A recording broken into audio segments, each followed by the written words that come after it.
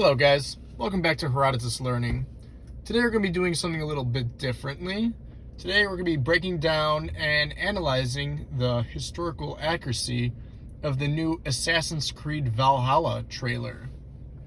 Now, I love playing video games. I love the Assassin's Creed games.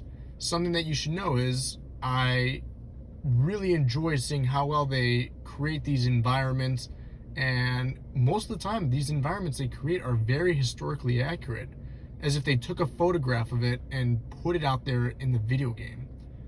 It's surreal. So today what we're going to be looking at is the new trailer here that they dropped. I know it dropped a while back, but I was waiting for some more information to come out, such as some more details on when this time period is going to be, anything on the story or anything that we could possibly know to figure out how historically accurate is this game going to be. So with that said, let's get started and watch this trailer.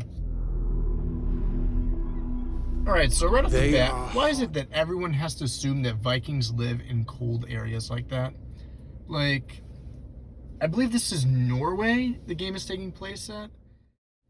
Norway's not too far from England. Why is England all sunny, sunshines and rainbows there, but over where all these nice Vikings live, it has to be cold? Can we please end that stereotype? They are heartless. As for that battle axe, I mean, it's a cool bearded axe. It looks pretty accurate, but looks way too thick.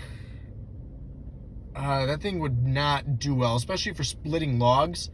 I split logs for fun sometimes, and an axe like that is not gonna do the trick there.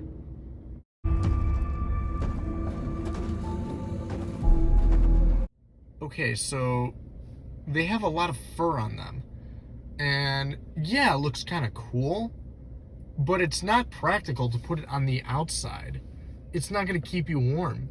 Instead, you should put it on the inside where it's actually gonna keep you warm in this cold weather. That's a really good accurate statue of Odin. I wish they had some more. I don't know how much mythology is going to play into this. Godless barbarians.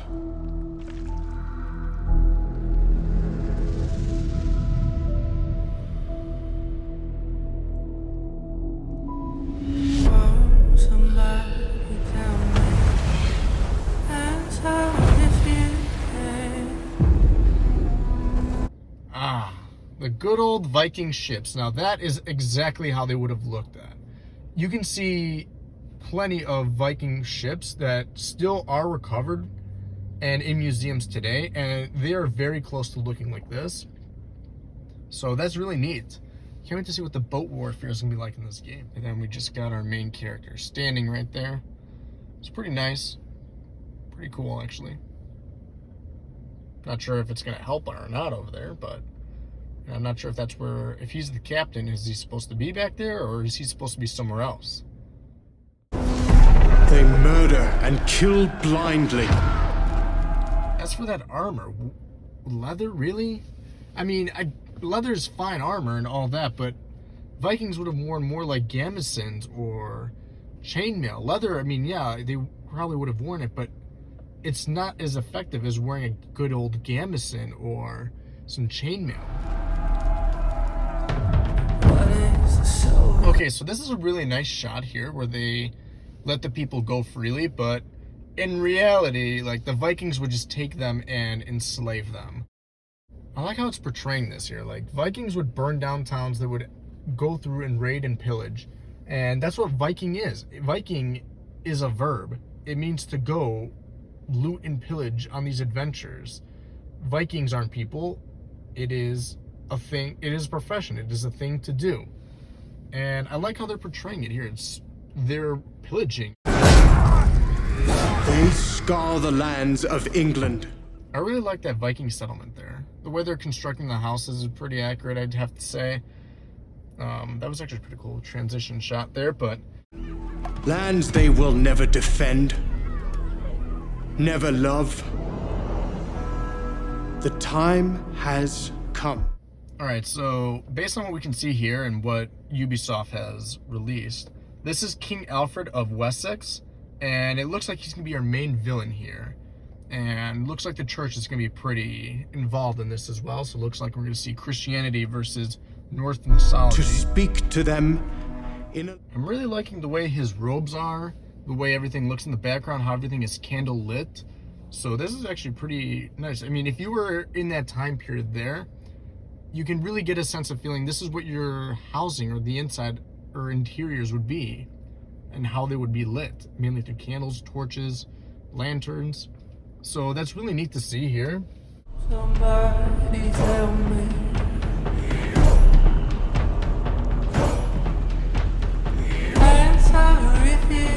So far they're riding somewhere, probably to pillage or go to battle.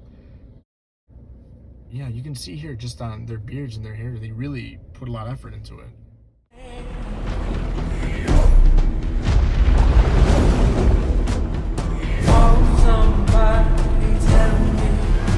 Okay, so there's a problem here. One, fire arrows are ridiculous. Have you ever held up a match and then just moved it through the air? What do you think happens? Take a second, think about it. Now let me show you.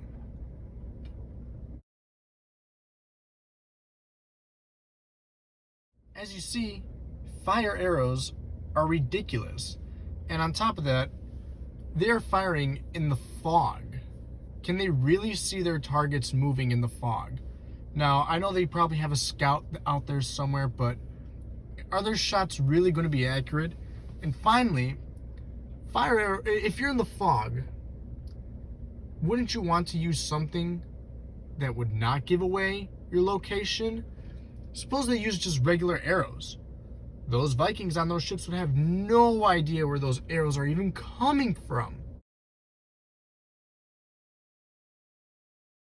Alright, so we get a pretty good battle sequence here.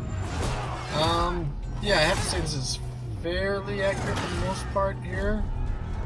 It looks like most of the Vikings, they'd ride up their ships all the way up the shores, and then from there they would get out, raid, get back on their ships and leave. That's how they work. Why are you going to throw a spear at a guy who's like 10 feet away from you? Really?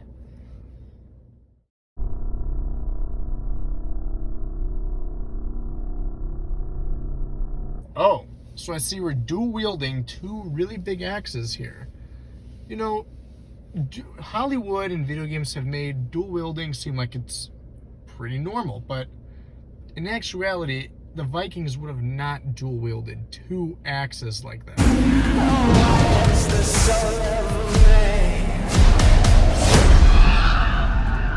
Odin is with us! Man, I just love that line.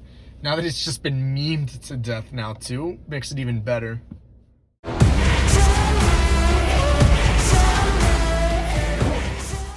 Okay, this whole battle here is pretty ridiculous. I mean, the guy just got stabbed in the knee. The guy should be very wounded by now, especially that he pulled that thing out. And our main character, by the looks like here, was dual wielding going into it. Ugh, that's just... No, it doesn't work like that, and people don't fight like this. I'm sorry. That armor on him is pretty good. I mean, very historically accurate, I must say. Scaled armor is very, very effective in battle, especially for deflecting arrows. It's the closest thing you can get to plate armor around that time without having to actually forge actual plate armor. So that's actually pretty neat to see. I don't know about the cape. I mean, I don't think... It seems very impractical for them to be wearing that out there in a battlefield. No capes.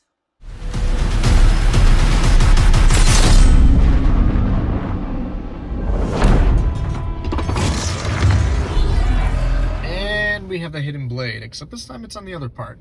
Hidden blades like that did not exist at this time period. I know this is a staple of the Assassin's Creed franchise, and it's pretty cool, but they really would have not existed at the time. Well, that's all for today in this trailer here. Everything looks good. I mean, other than the armor, the fighting, and some other small things like the fire arrows, but something that I've always praised Assassin's Creed about is the way they construct their worlds. If any of you have ever played AC Odyssey, you've seen how perfect, like, they got ancient Greece there. The way they had the ancient Greek statues, and not just pale white, but they were actually painted the way they were back then. Seeing all those Renaissance buildings in the old Assassin's Creed games, like Assassin's Creed 2 and Brotherhood. So I'm very excited to see more of how they construct this world. But that's all I have here today for you guys. Please like, comment, subscribe, and share. Keep on learning. And you tell me, are you going to get this game? What are you excited about most for this game? What is your favorite Assassin's Creed game? Let me know below, all right? Take care.